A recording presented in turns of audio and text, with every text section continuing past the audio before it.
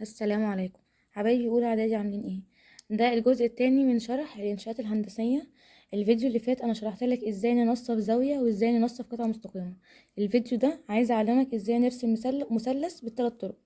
اول طريقه ان انا يديني 3 اضلاع، او يديني ضلعين وزاويه، او يديني زاويتين وضلع. طب ركز معايا كده في اول سؤال. الراجل هنا بيقول لي ارسم مثلث اسمه اي بي سي الذي فيه اي بي ب7 وبي سي ب4 واي سي ب9. طيب ده 3 اضلاع. اولا كده خد القاعده الكبيره خليها تحت احسن. يعني مثلا هنا عندنا البي سي ب9، اخد ال9 احطها تحت كقاعده. طيب ال9 تحت اهي كقاعده. بسم الله. مم. بسم الله. من الصفر لل9. اسمه ايه ده؟ اسمه بي سي. طيب وخلي بالك عندك الاي سي الاي بي ب7. هفتح بالبرجل 7 على المسطره. مظبوطه. واقف، هو اسمه اي بي، اكيد هقف عند بي مش عند سي. يبقى هقف عند بي واعمل قوس فوق. خلي بالك انا فاتحه 7 على المسطره.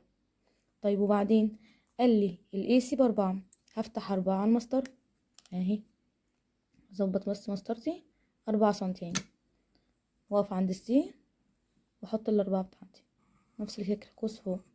لو خدت بالك ان القوس اللي هناك ده اللي هو 7 سنتي ما وصلش مع القوس اللي انا عاملاه التاني اللي هو 4 سنتي، فانا هروح امده اهو. هقيس تاني 7 سنتي عادي بالمسطره اهي، واروح اقف في مكاني تاني عند بي واظبط بس شويه اهو. بس كده مظبوط اهو. انا بس ايه همده سنه. وبعدين هوصل بقى، هوصل مين؟ هوصل النقطه دي بالبي والنقطه دي بالسي. انا وصلت تقاطع القوسين مع بدايه ونهايه القطعه المستقيمه. طيب ده اسمه بي سي. يبقى التالت اسمه ايه؟ ده اسمه ايه؟ احنا قلنا ده 9 سنتي. ده اي سي قلنا بكام؟ ب4 سنتي. وبي سي قلنا بكام؟ 7 سنتي. صعب الكلام؟ لا يا مس. طيب ما امسحش ده في الامتحان، ده زي ما هو كده.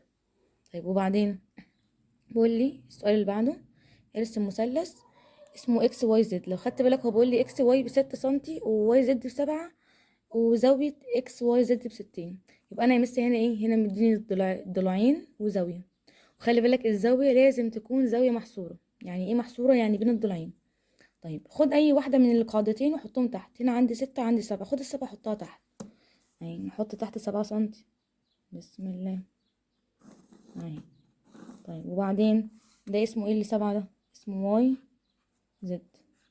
انا بعمل ضلع وبعد كده الزاوية وبعد كده الضلع تاني. عملت الضلع وبعدين الزاوية وبعدين الضلع تاني. طيب انا عملت الضلع الاولاني ده ب7 سنتي اهو. مين بعده؟ بعمل الزاوية اسمها ايه؟ اكس واي زد. اكس واي زد يعني الزاوية هتبقى هنا، صح ولا ايه؟ اكس واي زد. يبقى انا هقف هنا قياسها كام بقى؟ 60. يبقى انا هقف هنا بالمنقلة، اقيس الزاوية قياسها 60، اظبط الصفر هنا يكون هنا والخط يكون ماشي مع الخط. طيب الزاوية كام؟ 60. امشي مع الصفر اللي جوه مش اللي بره عشان الصفر بدايته عندي هنا اهو عند ال60. واعمل كده. طبعا ده مثلث لو خدت بالك هتلاقيه حاد. عملت نقطة هنا وبعدين لا ده عند ال80، ال60 هنا اهي. تمام. طيب وبعدين هوصل بقى ده كده. تمام شعاع. وبعدين يا مس كده انا عملت الزاوية دي 60 درجة. وبعدين انا هعمل الاكس واي اللي هو 6 سنتي 6 سنتي اهو. هفتح بالبرجل 6 على المسطرة اهو. هظبطها بس كده مظبوطة. هو اسمه اكس واي فاكيد هقف عند واي هنا مش عند زد. هقف عند واي كده واعمل. طبعا هعوز امد الشعاع بتاعي شوية كمان اهو.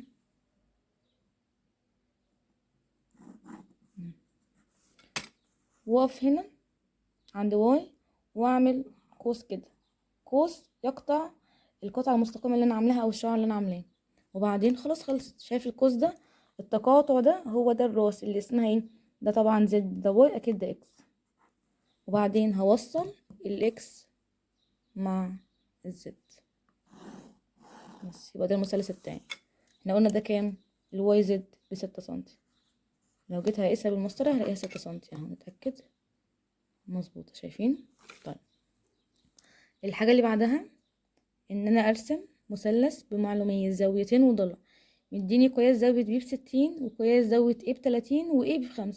اكيد مفيش غيرها، مفيش غير ان انا ارسم تحت ايه بي اللي ب5 سنتي اهو، ده اسمه ايه بي بكام يا مس؟ ب5.